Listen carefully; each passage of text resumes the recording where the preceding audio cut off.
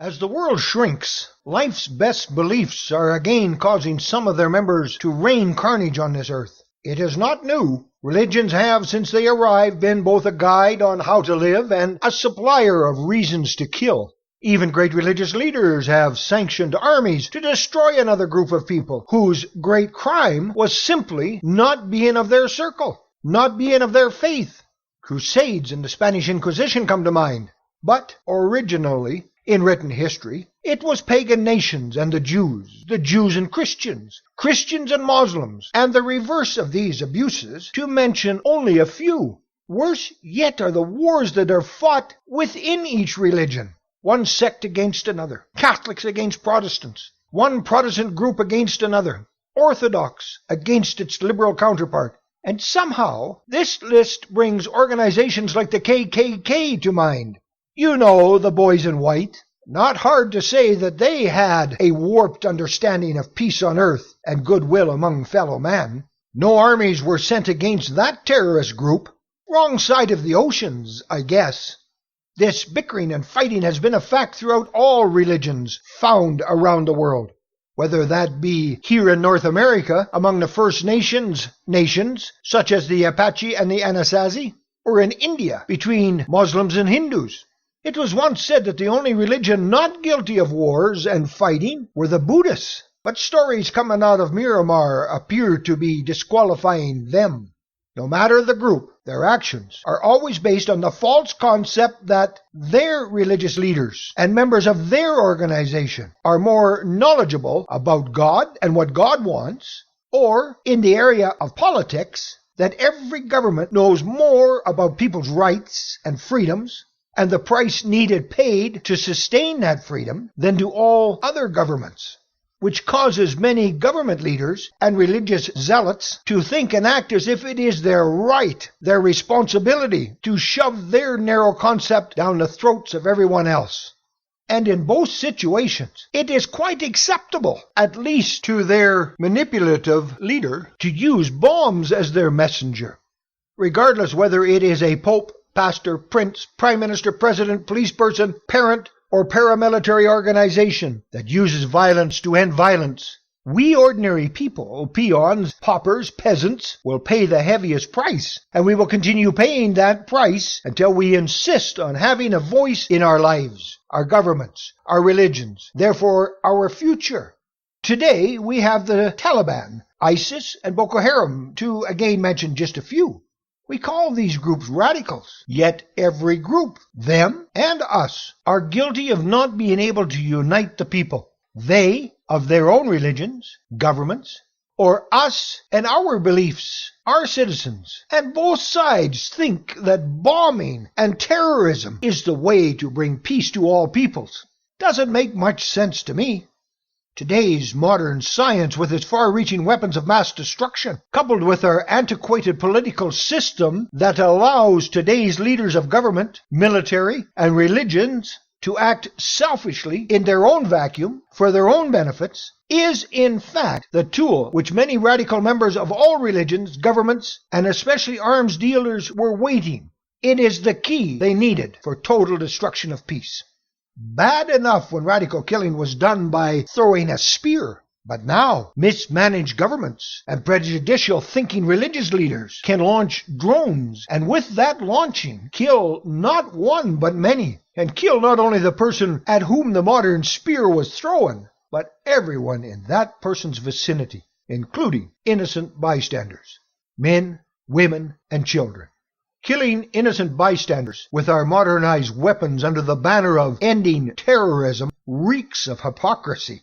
The innocent bystander could one day be your father, your mother, your brother, your sister, your child. And often today, it is one of those close relatives to peace-loving people in other parts of the world that we are bombing. That killing is murder, in any language. And the one who ordered the firing of our modern spear, the misdirected weapon, the weapon of mass destruction, is guilty of that murder. But the villains continue to go free, and in their liberty, true peace slips further and further from our grasp. If we cannot control our elected leaders, We as a people must be prepared to watch the total destruction of the world, whether that be through modern weapons or abuse of the environment, and see our peace being eliminated, robbed from every corner. Talk is cheap when compared to the price of a drone. But talk, honest talk, will do more for peace than 1,000 drones. Honoring a system that gives 5 members of its governing body the power to veto movements designed to end violence around the world is a major crime of its own and is a greater war crime than any reported terrorist act, because this apathetic terrorism is sanctioned by the world, and its leaders sit safe and comfortable on the eastern shore of the U.S., eating their fill. The wonderful UN, our not-so-united nations. I think this is the cornerstone of our problem. We have allowed what could have been a great institution to become absolutely useless. These modern mass-destructive tools in the hands of misguided rich people like an Osama bin Laden, remember the World Trade Center? Radical religious leaders like those found in ISIS and the Taliban with their random terrorist acts, plus self-absorbed politicians like President Bush, Prime Minister Tony Blair with their illegal invasion of Iraq under the pretense that Iraq had weapons of mass destruction.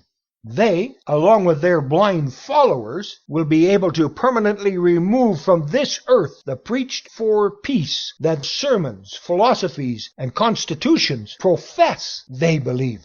Again, regardless whether it is a pope, pastor, prince, prime minister, president, police person, parent, or paramilitary organization, whom we allow to use violence to end violence.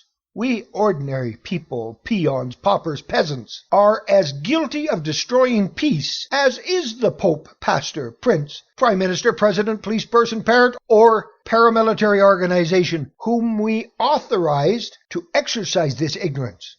And we will continue paying that huge price until we insist on having a voice in our lives, our governments, our religions, and therewith our future. Furthermore, without our attaining the ability to intercede against government and religious stupidity, peace will behave much like the hero in a Western movie. At the end of our tranquil lifestyle, peace will ride off into the sunset and be seen no more. Without the Barnes theory of voting with its value vote ballot, all ordinary people who wish to stop the carnage are doomed to the useless task of sharing links on social networks. Links that tell of leadership abuse, but does nothing to change it. People are doomed to marching and being ignored in demonstrations. Demonstrations which are asking for basic needs. Then hauled away from that demonstration and jailed for civil disobedience because... Okay, now wait for it. We are not happy with the inept leadership of our elected officials because we are tired of their lies and self-absorbed manipulations. We are fed up with sending our children to die for their selfishness. And worst of all, we are in jail because we have no method available to strongly state our need or want other than demonstrating. The liar doesn't go to jail, but those who wish to expose the liar do. Set yourself free. Set your children free. Give yourselves hope for tomorrow. Give your children hope for their tomorrow, and their children for their tomorrow, for many generations. Give them the ability to take part in a continuous revolution, a continuous but peaceful and people-respecting revolution, a revolution fought with pencils, words, and committees, not drones, bullets, and guillotines.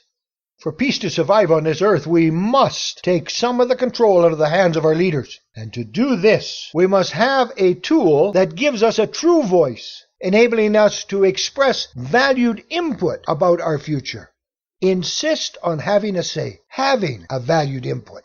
Demand that your government, your country, adopts the best voter-respecting tool available, the Barnes theory of voting, with its value vote ballot. Once again, regardless whether it is a pope, pastor, prince, prime minister, president, policeman, parent, or paramilitary organization that wants to use violence to end violence, we peons, paupers, peasants will never know peace on this earth, and ordinary people like you and I are doomed to pay a terrible price until we finally get up off our knees and insist on having a voice in our lives, our governments, our religions. a voice that helps to remove from all leaders the ability for them to operate without consequences. When we have done that, we will be able to return to our knees. But when we do, it will be to give thanks for humanity, to give thanks for peace and tranquility through prayer, and not to be begging for an inept leader's attention.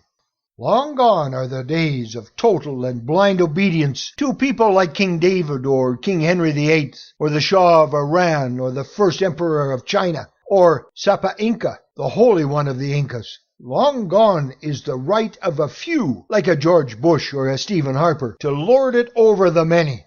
But that blind obedience will remain a sad fact of life if we insist on keeping our antiquated voting system that has no power over our governments and its leaders. Please set yourselves free. Adopt the Barnes theory of voting and its value vote ballot. Thank you for listening. Please help me help you and yours by buying a copy of my book. That purchase will help validate your desire for change and also validate the Barnes theory of voting to the media as a very good step toward better governments and better representation. Have yourself a great day. Bill Barnes, developer of the Barnes theory of voting and designer of the value vote ballot.